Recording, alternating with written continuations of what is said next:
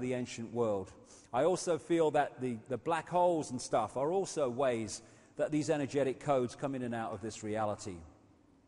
So we're in a situation where there is an energetic change. More and more people are feeling it. Of course, people who are more awake are going to feel it first, but even people you thought were never going to kind of open their minds to this, now they're doing the same. Something's going on, and it's going on in the period that in the 1990s I was told it was going to go on. And we can flow with it, get in the right brain, hey man, and just go with it, and let life take us where it needs to go intuitively, or we can fight it, and in which case we're going to expend more and more and more energy, getting more and more stressful, trying to stay still and to hold on to the way things were, as if the way things were in this manipulated reality are the way things we always want them to be. So this change is giving us even a bigger opportunity to change the nature of the way we see the world and ourselves. And I think it's no accident, the more I understand this, that it's now of all times that this great Orwellian stuff is being thrown at us in every way, in food additives and electromagnetic pollution and manipulation and all the programming and all the surveillance and all the microchipping. It's a response to the fact that they know this change is taking place and they're trying to suppress it so fewer people as possible actually start to lock into it and become transformed by it. Because when we do, we're no longer in a smaller box than they're in, and therefore they're no longer in control. And this whole game of soldiers can just break up, because it's a house of cards. It's a house of cards, and we are holding it together. When we go, whoops, thank you very much, not holding that up anymore, bang, gone. We are holding it together.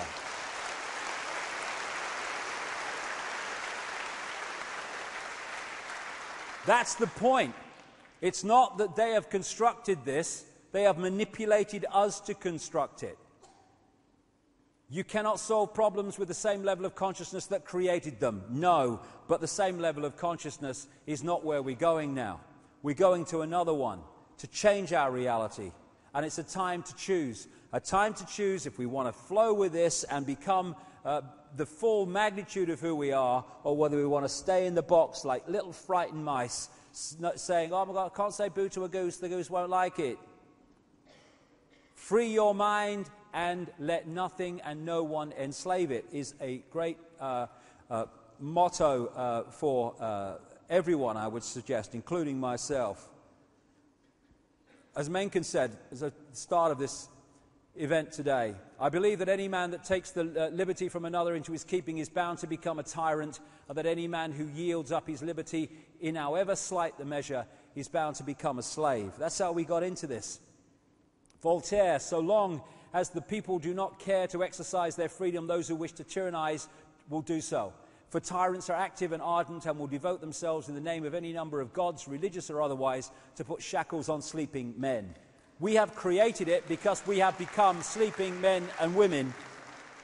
We can do things on a physical level which are a reflection of our changing consciousness, like ceasing to cooperate with the system of control.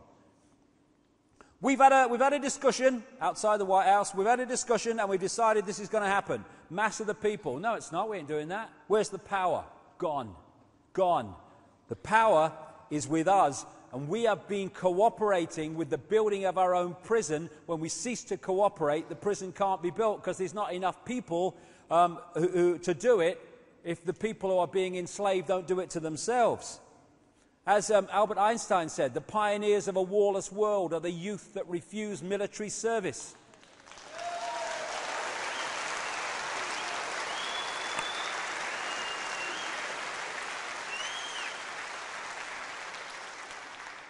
I want to stop war. Well, don't fight then. Don't fight. If they don't fight and they don't fight, where's the war? He used to say in the 60s, what if we had a war and no one turned up? No fripping war. And you know, support our troops, they tell us. The people who say that in the dark suits are sending young kids to the slaughter just to serve their bloody agenda. That's how much they want to...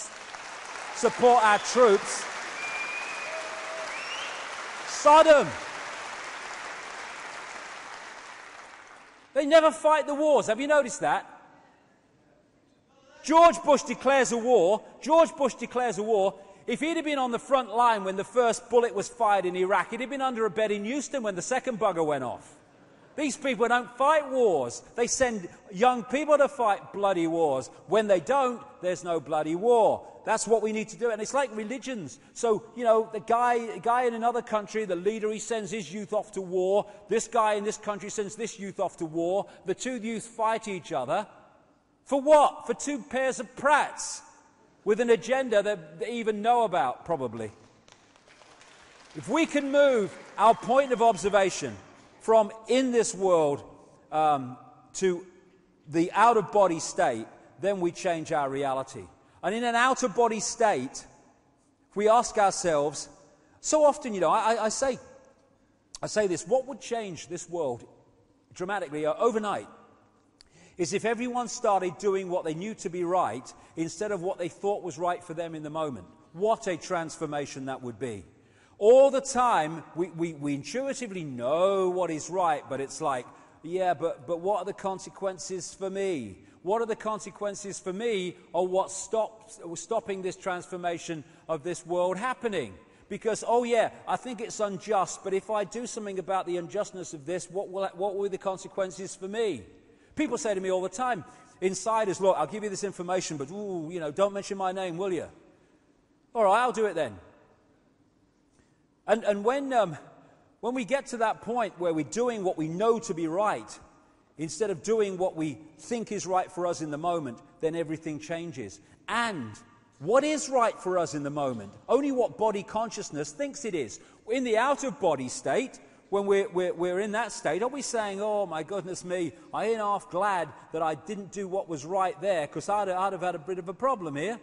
No, we'd have said, we should have done what was right there, because that was the right thing to do. That's the point of observation when we're out of this program reality.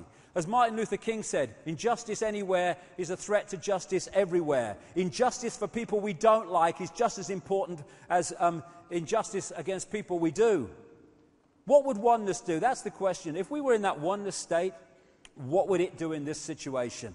Would it say, what are the consequences for me, or would it do what it believed to be right? As this man said, if it's not right, don't do it. If it's not true, don't say it. Well, okay, that's changed the bloody world straight away. As Martin Luther King said, cowardice asked the question, is it safe? Expediency asked the question, is it politic? Vanity asked the question, is it popular? But conscience asked the question, is it right? And there comes a time when one must take a position that is neither safe nor politic nor popular, but one must take it because it is right.